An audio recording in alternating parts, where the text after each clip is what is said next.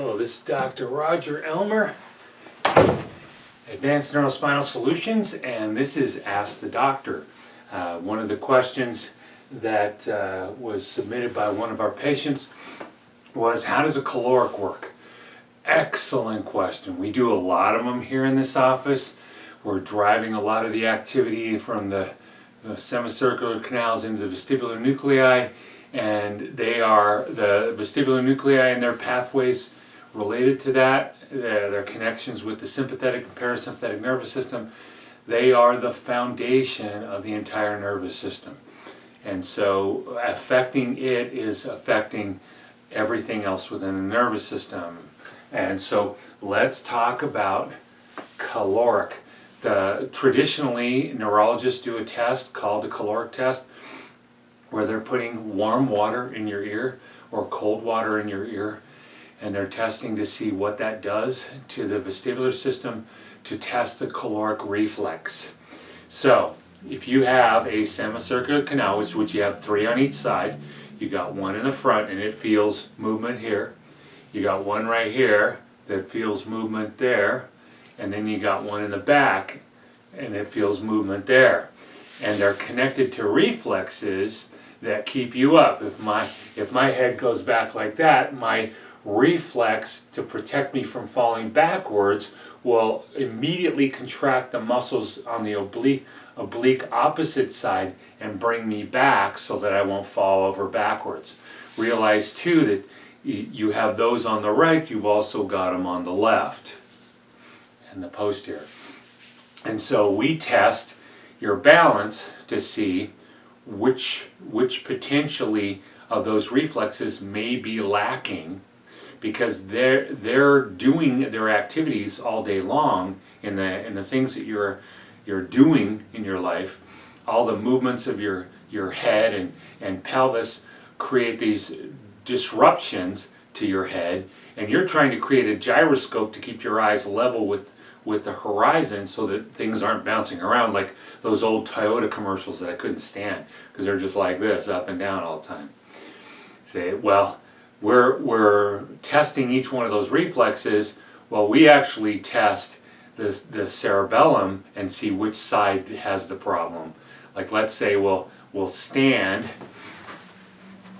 with our feet one in front of the other touching, and then we'll test the other side and see if which side is more unstable in your balance, because this is testing the back leg on the cerebellum.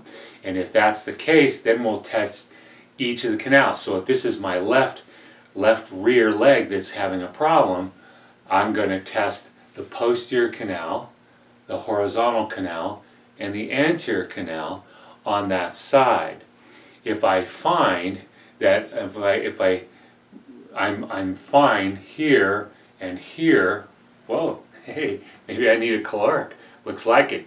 So if I do each one of those, but then I do this one and I really am falling, then that left anterior canal is the one we need to juice up. And we do that by putting you in a specific head position, and we're going to put water in your ear, but it's the head position that puts the different canal into what I call the roof, so that when we put the water in, the heat rises up. Calor means heat, and so that convection current, kind of like if you've ever walked on the desert and you see way out on the horizon, you see the heat rising up from the crust of the earth. That's what we're happening. It's not about the water, it's about the heat or the lack thereof if we give cold water. And so we let it rise. Now, moving that head in this position will do the same kind of thing, but it does it very quickly and it stops. With a caloric, very interesting, with a caloric, we're heating up the fluid in the canal, which is more like consistency of honey or oil, and we're thinning it out, changing the viscosity of it so that it starts to spin, and it turns on the little receptor fibers that send signals to the cerebellum saying, hey, we're falling in that direction. And it immediately responds with a reflex, but it has to send that reflex to the cerebellum. We don't have time to talk about all of that, but it's going to upright you. So if I have a problem, I put the head in a position so that the anterior canal, we said it was the anterior canal, is on the roof, and then we put the heat in and it just keeps on going. The other unique thing to that is if I do these, which are Helmegis, especially if I keep my eyes in the same position as I do that, if I do those Helmegis, it can do the same thing. It's turning this canal on and this canal, this posterior canal over here, off. But if I do a caloric, I'm not messing with the stuff in the back. I'm only messing with the stuff in the front. So that's unique to that too. And there are other ways that we can do that. We've got so many different tools in our toolbox here at Advanced Neurospinal Solutions. But it is a profoundly powerful tool. Now, what about cold?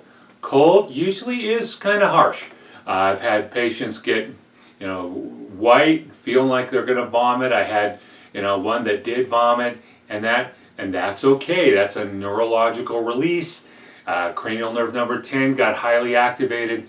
It didn't like it, and 10 is sitting in the brainstem, in the medulla. The cranial nerve 10 is sitting right next to it. So yeah, it's bound to happen.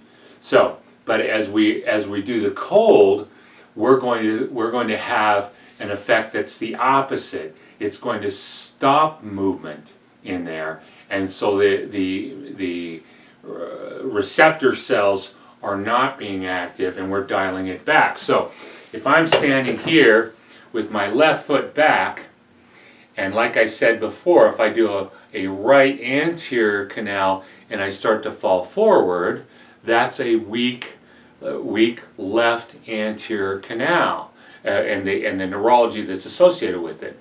And it should contract the oblique muscles back here to bring me back up. Now, but if I do this and it pushes me forward like this, then that one's too strong.